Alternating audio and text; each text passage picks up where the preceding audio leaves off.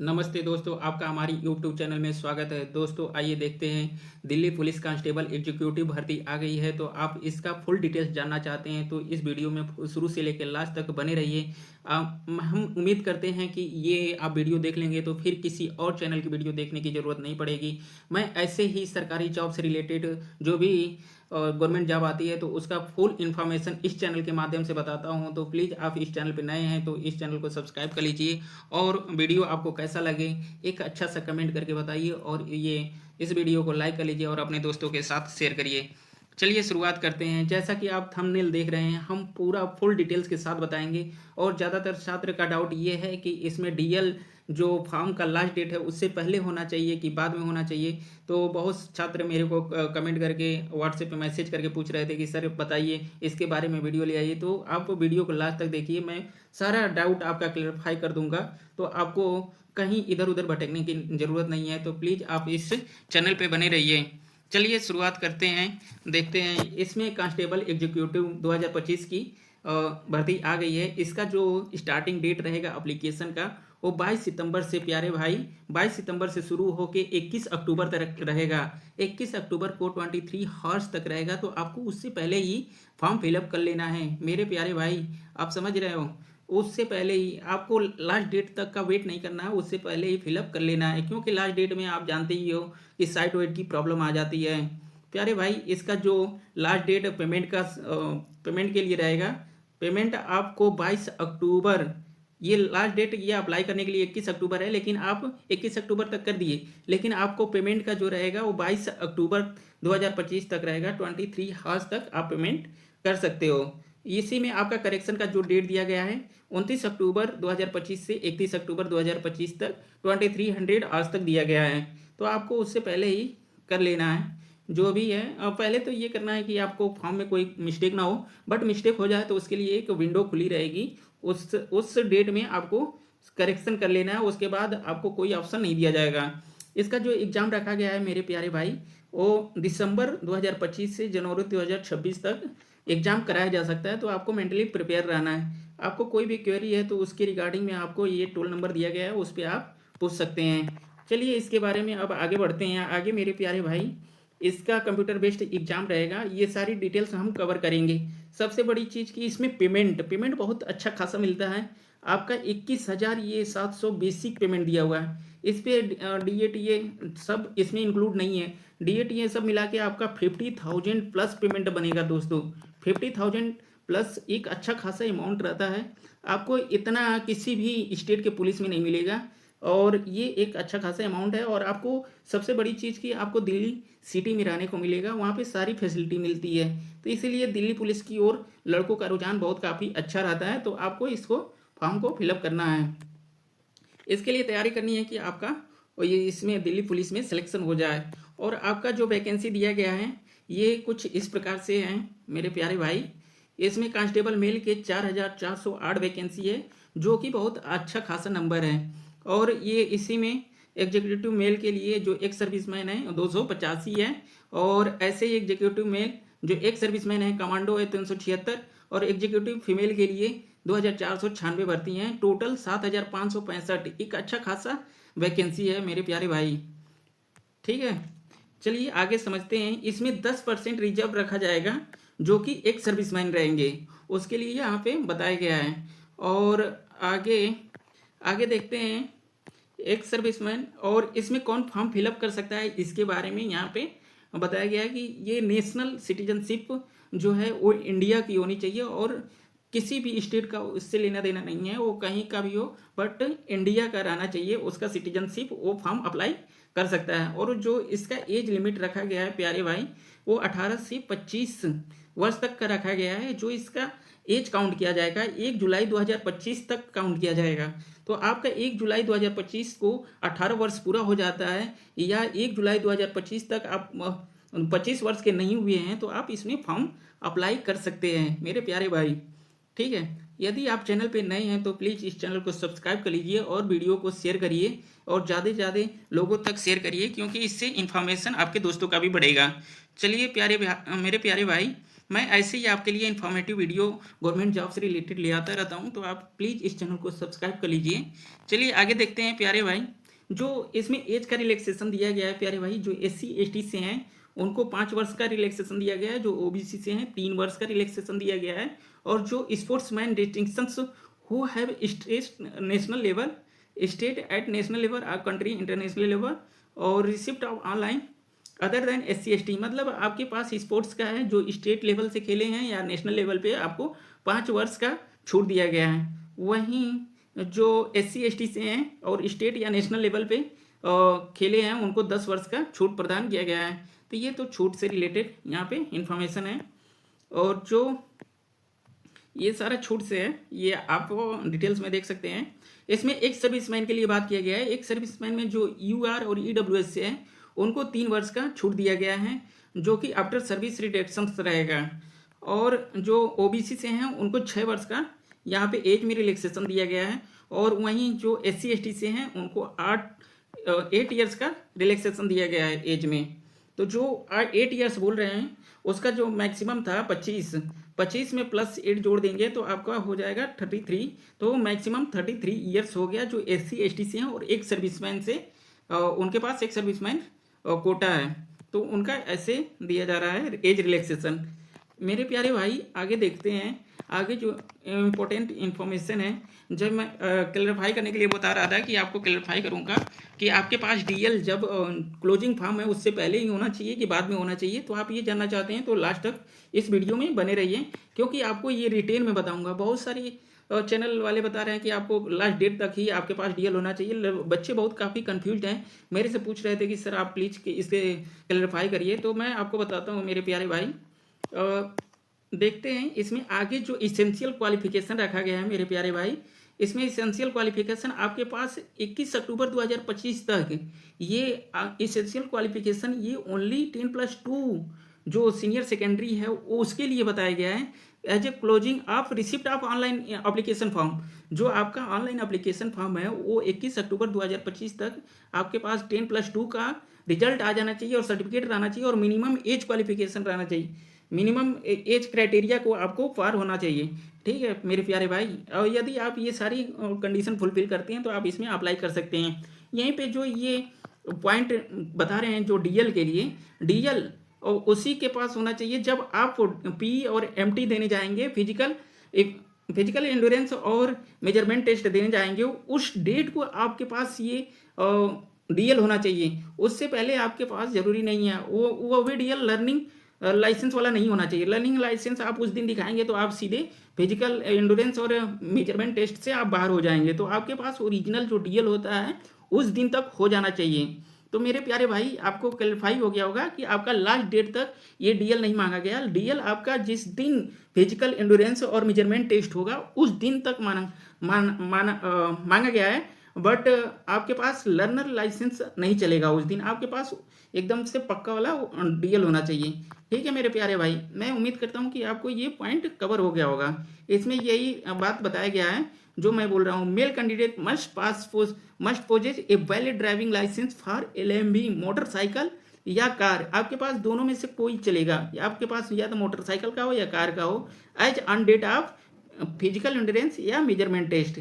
Learning licence is not acceptable, तो learning licence आपके पास एक्सेप्टेबल नहीं किया जाएगा। इसके बारे में यहाँ पे जानकारी निकल के आ रही है मेरे प्यारे भाई।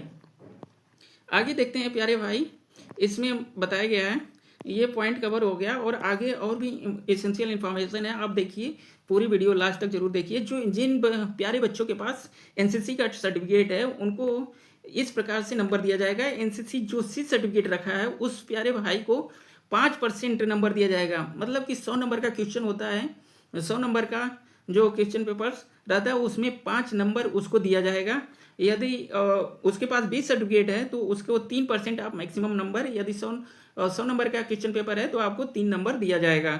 ये लेकिन आपको सर्टिफिकेट जब फॉर्म अप्लाई करेंगे तो उसमें मेंशन करना पड़ेगा, और जब डीबी होगा तो उसमें आपको दिखाना पड़ेगा जो फॉर्म डेट है लास्ट डेट, उससे पहले ये आपके पास सर्टिफिकेट होना चाहिए। ठीक है, जो जिन प्यारे भाई के पास 2 एनसीसी का ये सर्टिफिकेट है उनका 2% मैक्सिमम नंबर का मिलेगा। मतलब मैक्सिमम नंबर दिल्ली पुलिस का 100 नंबर का है तो आपको 2 नंबर एक्स्ट्रा में मिलेगा यदि आपके पास ये सर्टिफिकेट है। मेरे प्यारे भाई, ये you are getting my point. चलो, उम्मीद करता हूँ कि आपको ये सारे पॉइंट और क्लियर हो गए होंगे। मैं आपको ऐसे ही सारे क्वालिफाई में आपको इस चैनल के माध्यम से जो भी गवर्नमेंट जॉब के रिलेटेड भर्ती आती है तो इसका फुल डिटेल्स मैं आपको बताता हूँ हमारे प्यारे भाई। तो आप मेरे चैनल के परिवार का हिस्सा बनिए और मेरे को सपोर्ट करिए, इससे मेरे को काफ़ी मोटिवेशन मिलता है मेरे प्यारे भाई, आप ही मेरे फैमिली हो। चलो आगे देखते हैं प्यारे भाई। एडिशनल मार्क्स उनको दिया जाएगा जो ग्रेजुएशन किए हुए हैं, वो भी कहाँ से। बहुत सारे बच्चे इसमें भी कंफ्यूज हैं कि किसी भी यूनिवर्सिटी से हम किए रहेंगे तो उसका ये distinction first class second class पे मिलेगा। नहीं मेरे प्यारे भाई, जो ओनली राष्ट्रीय रक्षा यूनिवर्सिटी से किया है उसको आपको जब भी डीबी होगा उसमें आप दिखाएंगे कि मैं राष्ट्रीय रक्षा यूनिवर्सिटी से डिप्लोमा या ग्रेजुएशन किया हूँ और वो भी डिस्टिंक्शन के साथ या फर्स्ट क्लास, तो उसका ये मैक्सिमम नंबर बताया गया है। यदि आप डिस्टिंक्शन से किए हैं तो 5%, फर्स्ट क्लास तो 4, ऐसे ही यहाँ पे आप देख सकते हैं उसी के बारे में बताया गया है। मेरे प्यारे भाई, यहाँ पे आपको कैसे अप्लाई करेंगे इसके बारे में बताया गया है। आपको ssc.nic.in पे जाके OTR बनना है। OTR के बाद फिलअप करने के बाद यहाँ पे आप अप्लाई कर सकते हैं। इसके बारे में यहाँ पे जानकारी है मेरे प्यारे भाई। आगे देखते हैं मेरे प्यारे भाई, इसका एग्जाम का फीस कितना रहेगा। एग्जाम का फीस ओनली 100 रुपीज़ रहेगा फॉर ऑल, ये सभी के लिए रहेगा 100 रुपीज़। या तो आप UR से, OBC, SC ST, इससे लेना देना नहीं है। ओनली जो एग्जम्प्टेड किया गया है, नील रखा गया है ओनली फॉर वुमेन कैंडिडेट्स, जो वुमेन है और बिलोंगिंग टू SC ST, और जो SC ST से बिलोंग करते हैं और एक सर्विसमैन से बिलोंग करते हैं वो एग्जाम्प्ट किए गए हैं। और जो 100 रुपये लगेगा वो ओनली UR EWS और OBC के लिए लगेगा। SC ST और वुमेन कैंडिडेट्स और एक सर्विसमैन के लिए नील फीस रखा गया है मेरे प्यारे भाई।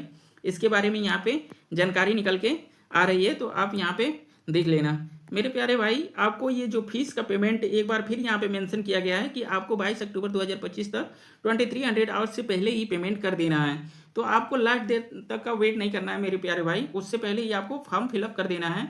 आपको ये ना कि लास्ट डेट तक वेट करते रहिए और लास्ट में पता लगे कि साइट ही हैंग हो गया, साइट ही नहीं चल रहा है, तो आप फॉर्म फिलअप नहीं कर पाओगे मेरे प्यारे भाई। जो करेक्शन का डेट दिया गया है एक बार फिर यहाँ पे मेंशन किया गया है कि 29 अक्टूबर से 31 अक्टूबर 2025 तक आप 2300 आवर्स तक आप करेक्शन कर सकते हैं। इसके बारे में यहाँ पे जानकारी निकल के आ रही है मेरे प्यारे भाई। आगे देखते हैं प्यारे भाई, यहाँ ये सारे सेंटर के बारे में बता रहे हैं कि हमारे पास ये सेंटर अवेलेबिलिटी है, तो आप इसमें से कोई भी एक सेंटर चूज कर सकते हैं मेरे प्यारे भाई। और जो एक बार स्कीम ऑफ एग्जामिनेशन रहेगा उसके बारे में देख लेते हैं। स्कीम ऑफ एग्जामिनेशन के बारे में यहाँ पे कंप्यूटर बेस्ड एग्जाम होगा मेरे प्यारे भाई। कंप्यूटर बेस्ड एग्जाम लिया जाएगा और फिजिकल एंड्योरेंस और मेजरमेंट टेस्ट होगा जो PE&MT रहेगा, फॉलोड बाय मेडिकल एग्जामिनेशन। उसके बाद आपका मेडिकल एग्जामिनेशन होगा, उसके बाद आप शॉर्ट लिस्ट कैंडिडेट का ट्रेनिंग किया जाएगा, उसके बारे में यहाँ पे जानकारी है। और marks scored by candidates in computer based examination, जो कंप्यूटर बेस्ड एग्जामिनेशन में मार्क आप गेन करेंगे उसी के आधार पर आपका मेरिट बनाया जाएगा, उसी के आधार पर आपको शॉर्ट लिस्ट किया जाएगा, मेरिट बनाया जाएगा और कट ऑफ मार्क्स सेट किया जाएगा। और यदि आपका कई शिफ्ट में एग्जाम होता है तो उसके आधार पर आपका नॉर्मलाइजेशन किया जाएगा, जो कि नोटिस डेट यहाँ पे बता रहे हैं वो 2 जून 2025 को है। ठीक है मेरे प्यारे भाई, ये schedule for conducting the computer based examination, ये कंप्यूटर बेस्ड एग्जामिनेशन का नोटिस इज टेंटेटिव। ये जो आपका दिसंबर और जनवरी में बता रहे हैं मेरे प्यारे भाई वो ओनली टेंटेटिव है। यदि एग्जाम किसी भी चेंज होता है रीजन की वजह से तो ये आपको वेबसाइट के माध्यम से इंफॉर्मेशन दिया जाएगा। इसमें आप देख लेते हैं सबसे महत्वपूर्ण चीज़ मैं बता रहा था, सबसे लास्ट तक आप वीडियो को जरूर देखिए, कहीं भी स्किप मत करिए, नहीं तो आपका ही इंपॉर्टेंट इन्फॉर्मेशन मिस हो जाएगा और फिर आप ये नॉलेज नहीं पा पाएंगे। इसमें कंप्यूटर बेस्ड एग्जामिनेशन रखा गया है, इसमें सबसे ये इसका 4 पार्ट रहेगा, 4 पार्ट, एक ही पेपर होगा लेकिन इसमें पार्ट वाइज डिवाइड कर दिया गया है। Part A, B, C, and D। Part A में जो रहेगा general knowledge oblique current affairs, general knowledge भी पूछा जाएगा मेरे प्यारे भाई और करंट अफेयर्स भी रहेगा। इसका सबसे अधिक क्वेश्चन 50 क्वेश्चन रहेगा मेरे प्यारे भाई। और रीजनिंग जो रहेगा, रीजनिंग 25 क्वेश्चन रहेंगे और 25 नंबर के रहेंगे। और न्यूमेरिकल एबिलिटी जो हमारा मैथ से रिलेटेड रहता है उसमें सारे क्वेश्चन पूछे जाते हैं, वो 15 क्वेश्चन रहेंगे और 15 नंबर के रहेंगे मेरे प्यारे भाई। जो कंप्यूटर के fundamental MS excel, MS word, या communication, internet, WW browser, EDC जो है एक्सेट्रा, उसमें 10 क्वेश्चन पूछे जाएंगे और 10 मार्क्स के रहेंगे। ये टोटल आपका 100 क्वेश्चन पूछा जाएगा मेरे प्यारे भाई। ये टोटल 100 क्वेश्चन पूछा जाएगा और मैक्सिमम 100 मार्क्स के रहेंगे और 100 क्वेश्चन के लिए आपको 90 मिनट्स का समय दिया जा रहा है। तो 90 मिनट कम नहीं है 100 क्वेश्चन के लिए, क्योंकि इसमें GK GS का पोर्शन बहुत काफ़ी है। तो आपको इसको 1 मिनट से भी कम समय लगता है एक क्वेश्चन सॉल्व करने में। GK GS का जितना पढ़ने में समय लगेगा, यदि आपको क्वेश्चन आता है तो आता है, नहीं आता है तो नहीं आता है, तो आप तुरंत डिसीजन ले सकते हैं। तो ये 90 मिनट मोर देन इनफ है। और इसमें निगेटिव मार्किंग रखी गई है मेरे प्यारे भाई 0.25 मार्क्स का, मतलब 1/4 आपका निगेटिव मार्किंग रहेगा मेरे प्यारे भाई। तो आपको सही करेक्ट ऑप्शन ही चूज करना है, मिस्टेक नहीं करनी है। तो जो आपको क्वेश्चन आ रहा है उसी को अटेम्प्ट करना है, इधर उधर नहीं अटेम्प्ट करना है। मैं आपको इस चैनल के माध्यम से प्रीवियस ईयर क्वेश्चन सॉल्व करवाता हूं, और इस चैनल के माध्यम से जो भी गवर्नमेंट जॉब्स का रिलेटेड इन्फॉर्मेशन आता है उस चैनल के माध्यम से मैं अपडेट देता हूं और कट ऑफ बताता हूं। तो आप इस चैनल पे नए हैं मेरे साथी, मेरे प्यारे भाई, तो आप इस चैनल को सब्सक्राइब कर लीजिए और अपने दोस्तों के साथ शेयर करिए। इसमें आप देख सकते हैं, इसमें और डिटेल्स में सारे जनरल नॉलेज में क्या क्या पूछा जाएगा इसके बारे में यहाँ पे बताया गया है। तो आप इस स्क्रॉल करके आप लास्ट तक देख सकते हैं मेरे प्यारे भाई। इसमें फिजिकल एंड्योरेंस टेस्ट ये अब आपका लास्ट रहेगा। मैं ज़्यादा लंबी वीडियो नहीं बनाना चाहता मेरे प्यारे भाई, आप फुली कंफ्यूज हो जाएंगे। और आपको ये देखना है तो मैं आप अपने टेलीग्राम चैनल पे डाल दूंगा, आप फुल इसका डिटेल्स में इंफॉर्मेशन देख सकते हैं। चलिए यहाँ पे बताते हैं। फिजिकल जो एंड्योरेंस टेस्ट रहेगा फॉर मेल कैंडिडेट्स वो इस प्रकार से है। जो 30 ईयर्स तक है, जो 30 ईयर्स तक, वो 1600 मीटर रहेगा। 1600 मीटर 6 मिनट में उसको कंप्लीट करना है। 1600 मीटर 6 मिनट्स में कंप्लीट करना है। यदि कोई 6 मिनट से ज़्यादा कंप्लीट करने में टाइम लेता है तो वो सीधे फेल हो जाएगा। और लॉन्ग जंप के लिए मिनिमम आपको 14 फीट आपको लॉन्ग जंप करनी है, और जो हाई जंप है 3 फीट 9 इंच करनी है, मतलब 3.25 इंच का आपको हाई जंप करनी है। तो ये कुछ ज़्यादा नहीं है फिजिकल स्टैंडर्ड। आपका फिजिकल एबिलिटी सही है तो आप इसको पास कर सकते हैं। लेकिन इसमें सबसे बड़ी चीज़ ये रहती है कि इसमें सारे पढ़ने वाले छात्र जाते हैं, तो जो भी पढ़ने में ठीक रहता है उसका इस टेस्ट में वो पास हो पाता है। तो सारे पढ़ने वालों के साथ ये कंपटीशन हो पाता है। तो ये फिजिकल जो मिनिमम फिजिकल स्टैंडर्ड दिया है इसमें भी बहुत काफ़ी लोग फेल होते हैं। तो आपको पहले से ही फिजिकल के लिए तैयारी करते रहना है मेरे प्यारे भाई। ये नहीं कि एग्जाम निकल जाएगा तब मैं फिजिकल की तैयारी करूंगा, नहीं, थोड़ा थोड़ा पहले से ही करते रहो और पढ़ाई भी करते रहो साथ में, ठीक है। अब बस मुश्किल से 10-15 मिनट टाइम रोज का रोज निकालो, सो दैट आप यदि पुलिस का दिल्ली पुलिस का फॉर्म अप्लाई कर दिए हो तो, ठीक है। ये जो 30 से 40 वर्ष तक का है उसके लिए फिजिकल में थोड़ा सा राहत दिया गया है। उसको 7 मिनट में कंप्लीट करना है, 1600 मीटर, और 13 फीट लॉन्ग जंप करनी है, और 3 फीट 6 इंच आपको हाई जंप करनी है। जो 40 वर्ष तक का है उसको 8 मिनट्स में 1600 मीटर्स कंप्लीट करना है। 12 फीट लॉन्ग जंप करनी है, 3 फीट 3 इंच उसको हाई जंप करनी है। जो क्वालिफाई होगा race will be eligible to appear in long jump and high jump. जो रेस में क्वालिफाई होगा उसी को लॉन्ग जंप हाई जंप कराया जाएगा, सभी को नहीं कराया जाएगा मेरे प्यारे भाई। यहाँ पे ये पॉइंट राइट किया हुआ है। आगे इसमें बता रहा है physical standard for male candidates. जो फिजिकल मेजरमेंट रहेगा फॉर मेल कैंडिडेट्स, वो हाइट मिनिमम आपका 170 सेंटीमीटर चाहिए मेरे प्यारे भाई। 170 सेंटीमीटर आपका मिनिमम हाइट चाहिए। अब 5 सेंटीमीटर का रिलैक्सेशन मिलेगा हिल एरिया, जैसे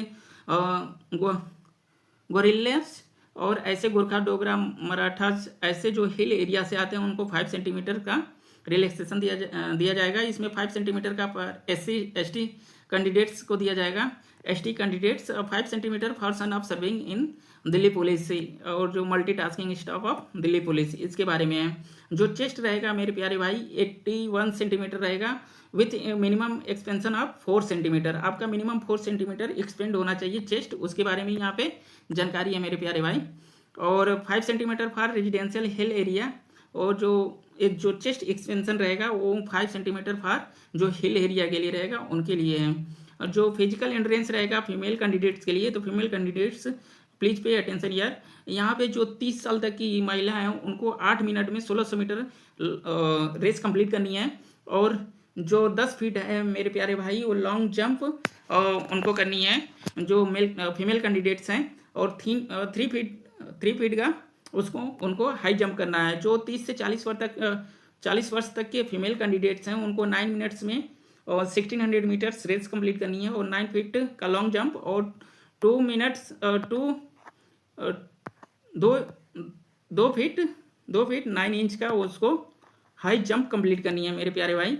यहाँ पे है 2 फीट 9 इंच का हाई जंप क्वालिफाई करना है। जो 30 से 40 वर्ष तक की फीमेल कैंडिडेट हैं, जो एबव 40 ईयर्स का फीमेल कैंडिडेट्स हैं, वो उनके लिए 10 मिनट्स 8 फीट 2 फीट 6 इंच का हाई जंप दिया गया है। जो रेस में वही सेम बातें यहाँ पे राइट किया गया है। जो रेस में क्वालिफाई होगा वही हाई जंप और लॉन्ग जंप के लिए एलिजिबल होगा, नहीं तो आप रेस में ही फेल हो गए तो आप ये दोनों नहीं कराया जाएगा आपको। इसके बारे में यहाँ पे जानकारी है। यहाँ पे जो फिजिकल मेजरमेंट है for female candidates, minimum height रखी गई है 157 सेंटीमीटर और 2 सेंटीमीटर का हिल एरिया आपको छूट दिया गया है। 2 सेंटीमीटर का हिल एरिया के लिए छूट दिया गया है, यहाँ पे ये बताया जा रहा है। और 2 सेंटीमीटर का SC ST कैंडिडेट्स के लिए छूट दिया गया है और 5 सेंटीमीटर छूट दिया गया है जो सर्विंग और रिटायर्ड और डिसीज्ड दिल्ली पुलिस पर्सनल है और मल्टीटास्क ऑफ स्टाफ हैं। तो ये है मेरे प्यारे भाई।